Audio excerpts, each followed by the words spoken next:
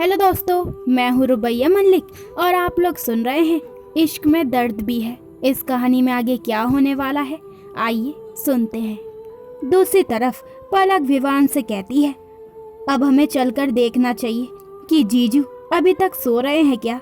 विवान कहता है, हाँ काफ़ी टाइम हो गया, अब तो जल्दी चलो, इससे पहले कि वो हिटलर हमारा खून कर दे। पलक लंबा खींचकर कहती है, विवान। दोनों ही हंसते हुए मीटिंग रूम की तरफ बढ़ जाते हैं। इधर नैना की गाड़ी उसके बंगले के अंदर जाती है। बंगले की खूबसूरती देखकर एक बार तो आरव की आंखें भी खुली रह जाती है। राठौर मैंशन तो इसके सामने कुछ भी नहीं था। ड्राइवर गाड़ी रोकता है, नैना गाड़ी से उतरने लगती है। पीछे से आरव कहता है, मुझे यहाँ क्यों लाई हो। नैना पीछे पलटती है, उसकी आंखों में गुस्सा था। वो कहती है, बोला था ना कि बहुत हिसाब करने हैं तुमसे, अंदर चलो पता चल जाएगा। ये कहकर वो अंदर जाने लगती है। आरव भी उसके पीछे जाता है। गाड़ी की आवाज़ सुनकर मोहिनी, जो वहाँ पर काम करती थी, पहले आकर दरवाज़ा खोल देती है। दोनों ही एक साथ अंदर आते हैं। नैना आरव को सोफे पर बैठने का इशारा करती है, फिर मोहिनी से कहती है, घर में दूध खत्म हो गया है, जाकर लेकर आओ। मोहिनी समझ जाती है कि नैना को अकेले में बात करनी है। वो तुरंत वहाँ से चली जाती है। आरव नैना के चेहरे पर आने वाले भाव को देख रहा था। उसे समझ नहीं आ रहा था कि नैना करने क्या वाली है।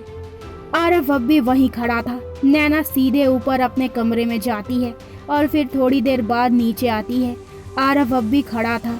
नैना उसके सामने सोफे पर बैठते हुए कहती है, अरे तुम बैठे नहीं अभी तक, बैठो ना।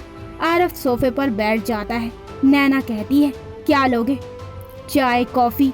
फिर थोड़ा रुककर कहती है, सिगरेट शराब। आरव की बेचैनी बढ़ जाती है। वो समझ जाता है कि उसकी वाट लगने वाली है। नैना से आंखें बचाकर वो अपनी पैंट की जेब में रखे नैना के मंगलसूत्र को कसकर पकड़ लेता है। नैना कहती है, खैर छोड़ो, जाने अनजाने में एहसान कर दिया है तुमने मुझ पर, और मैं किसी का एहसान नहीं रखती। इवन मैं किसी का कुछ नहीं रखती, चाहे वो गुस्सा हो, नफरत हो, खुशी हो, दर्द हो, हर चीज़ सूद समेत वापस करती हूँ मैं। आरव बड़ी मुश्किल से कहता है, इसमें एहसान कैसा, एक बार तुमने मेरी जान बचाई थी और आज मैंने तुम। नैना बीच में ही कहती है, shut up and listen to me. फिर अपने पर्स में से नोटों की गड्डियाँ निकालकर आरव के मुंह पर मारते हुए कहती है, ये मेरी जान बचाने के लिए, ठीक वैसे जैसे कभी आरव ने उसके मुंह पर पैसे मारे थे। आरव को यही उम्मीद थी, ना चाहते हुए भी उसकी आंखें झिलमिला जाती है और वो आंसू भरी आंखों से नैना की तरफ देखता है। नैना जो बड़ी मुश्किल से खुद को पत्थर बनाकर बैठी थी, वो आरव की तरफ देखकर कहती है, रख लो, तुम्हारी औकात से कई ज़्यादा है, यही बोला था ना तुमने मुझे। दो आंसू लुढ़क कर गालों पर आ जाते हैं, आरव के भी और नैना के भी। आरव के आंसू पछतावे के थे, उस दर्द को महसूस करने के थे जो उसने नैना को दिया था। नैना के आंसू वो काम करने के थे जो वो कभी नहीं चाहती थी। ऐसी नहीं थी वो जैसी वो बन रही है। नैना खुद पर काबू पाती है और बेहद नफरत से कहती है, अपना ये नाटक बंद करो, उठाओ ये पैसे और चलते बनो यहाँ से। और ध्यान से देखना, ये वही पैसे हैं जो तुमने मेरे। वो अपनी बात अधूरी छोड़ देती है क्योंकि गुस्से की वजह से उसको तेज़ तेज़ खांसी आने लगती है। आरव जल्दी से अपने सामने टेबल पर रखा पानी का गिलास उसके होठों से लगा देता है और दूसरे हाथ से उसकी पीठ को सहलाते हुए कहता है, कितनी बार कहा है कि जब गुस्सा करना आता नहीं हो तो मत किया करो, पर तुम सुनती नहीं हो ना। नैना एक सांस में सारा पानी पी लेती है, फिर आरव की तरफ देखकर कहती है, जैसे तुमने मेरी नहीं सुनी थी। आरव एक बार फिर खामोश हो जाता है और उसकी नज़र ज़मीन पर बिखरे पड़े नोटों पर जाती है जिन पर वो तारीख लिखी हुई थी जिस तारीख को दोनों की शादी हुई थी, और नोट भी काफ़ी पुराने थे। नैना उसे देखते हुए कहती है, जिस वक्त ये पैसे तुमने मुझे दिए थे उसी वक्त सोच लिया था कि एक दिन तुम्हें तुम्हारी भाषा में ये पैसे वापस करूँगी, तब तुम्हें उस तकलीफ़ का एहसास होगा जब मुझे हुई थी। आरव कुछ बोलता उससे पहले ही वंश की आवाज़ दोनों के कानों में पड़ती है, मम्मा। दोनों दरवाजे की तरफ देखते हैं जहाँ से भागा भागा वंश अंदर आ रहा था। आरव का दिल तेजी से धड़क उठता है अपने बच्चे को एक बार गोद में लेने की इच्छा, उसे जी भरकर प्यार करने की इच्छा फिर से जाग उठती है। तड़प रहा था वो अंदर ही अंदर। वंश भागकर नैना के पास आता है और उससे लिपटते हुए कहता है, मम्मा। वंश के पीछे उसका बॉडीगार्ड था जो उसका स्कूल बैग उठाए अंदर आ रहा था। फिर उसका बैग साइड में रखकर वहां से चला जाता है। आरव अब भी बस एक टक वंश को देख रहा था और नैना आरव को। वंश का ध्यान नैना की बाजू पर बंधी पट्टी पर जाता है और वो कहता है, ये आपको क्या हुआ मम्मा? नैना तुरंत अपने होठों पर मुस्कान सजाते हुए कहती है, कुछ नहीं, बस जरा सी चोट लग गई। फिर वंश का ध्यान आरव पर जाता है। वो आरव को देखकर कहता है, अरे आप तो परी के बड़े पापा है ना? वो बहुत ही मासूमियत से कहता है। आरव तो खो गया था उसकी मासूमियत में। वंश उसका हाथ पकड़ते हुए कहता है, बोलिए ना। जैसे ही वंश आरव का हाथ पकड़ता है, आरव की तड़प थोड़ी कम हो जाती है। एक सुकून सा मिलता है उसको। नैना आरव के चेहरे पर आने वाले भाव को देख रही थी।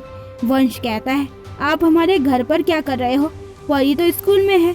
उसकी बात पर आरव के होठों पर हल्की सी स्माइल आ जाती है। वंश फिर से कहता है, आप कुछ बोलते क्यों नहीं? आरव नैना की तरफ देखता है जैसे पूछ रहा हो कि क्या बोलूं। नैना उसकी बात समझते हुए कहती है, इधर आओ वंश। जब मम्मा को चोट लगी थी तो उन्होंने मेरी हेल्प की थी। वंश चहकते हुए कहता है, जैसे सुपर हीरो करते हैं सबकी हेल्प। फिर तो ये सुपर हीरो हुए, है ना परी के बड़े पापा? आरव का दिल कर रहा था कि कसकर वंश को सीने से लगा ले और बोल दे कि वो उसका भी पापा है, पर बांध रखा था उसे उसके गुनाहों की बेड़ियों ने। उसकी आंखों में हल्की सी नमी तैर जाती है और नैना की भी। वंश एकदम से आरव की टांगों से लिपटते हुए कहता है, मैं आपको सुपर हीरो बुला सकता हूँ ना? आरव के हाथ तड़प रहे थे उसे छूने के लिए। वह एक नज़र नैना की तरफ देखता है जैसे परमिशन मांग रहा हो।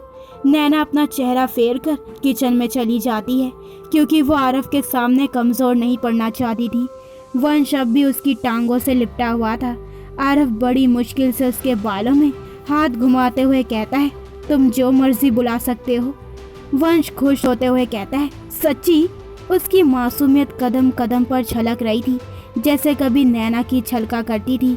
आरव का दिल भर आता है और किचन में खड़ी नैना का भी, पर उसने खुद पर काबू पाया और गिलास में जूस निकाला और बाहर आई। जब तक नैना ने ये काम किया तब तक वंश ने अपने स्कूल शूज निकालकर इधर उधर फैला दिए और उन पर नैना का ध्यान नहीं गया क्योंकि उसके हाथों में ट्रे थी जिसमें जूस के गिलास रखे हुए थे और वह बस आरव और वंश को देखती हुई आगे बढ़ रही थी। दूसरी तरफ विवान और पलक ने सारा ऑफिस छान मारा था, पर आरव और नैना ऑफिस में होंगे तो उन्हें मिलेंगे ना। आखिर पियून से उन्हें पता चलता है कि वो दोनों तो बाहर गए हैं। वो दोनों हैरानी से एक दूसरे की तरफ देखते हुए कहते हैं, कब हुआ? विवान पलक की तरफ देखकर कहता है, लंच के लिए बाहर चले? पलक नजरें नीची करके कहती है, हाँ, शुरुआत हो गई थी इनके ठंडे पड़े बंधन में गर्माहट लाने की। आखिर इंतज़ार तो इन दोनों ने भी बहुत किया है एक दूसरे के लिए। वो दोनों भी लंच के लिए चले जाते हैं। उधर सुहाना ये सोच सोच कर मरी जा रही थी कि आरव अभी तक आया क्यों नहीं और नैना भी नहीं आई। कहीं ये दोनों साथ तो नहीं। वो खुद ही सवाल कर रही थी और खुद ही सवालों के जवाब ढूंढ रही थी। वो मन में कहती है, नहीं नहीं, वो दोनों साथ नहीं हो सकते, कभी नहीं हो सकते, मैं होने नहीं दूंगी। इधर नैना एक एक कदम चलती आगे बढ़ रही थी और नीचे पड़े वंश के शूज में उसका पैर उलझता है जिससे वो संभल नहीं पाती और मुंह के बल गिरने वाली होती है।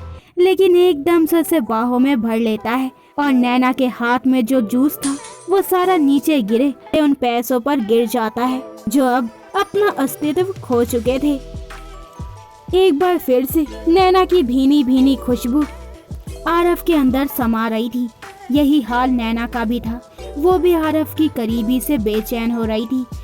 गिरने के डर की वजह से उसकी सांसें तेज चल रही थी। तो दोस्तों, ये वाला एपिसोड यहीं पे खत्म होता है। अगले एपिसोड में जानेंगे कि इस कहानी में आगे क्या होने वाला है।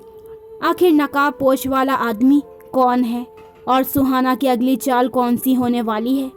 तो आगे के एपिसोड और भी इंटरेस्टिंग होने वाले हैं, तो मेरे चैनल को जल्दी से सब्सक्राइब करें ताकि आपको मेरे न्यू एपिसोड के नोटिफिकेशन सबसे पहले मिल जाए। लाइक शेयर करें और कमेंट करके मुझे ज़रूर बताएं कि आप लोगों को ये स्टोरी कैसी लग रही है। अपना ख्याल रखें। बाय दोस्तों।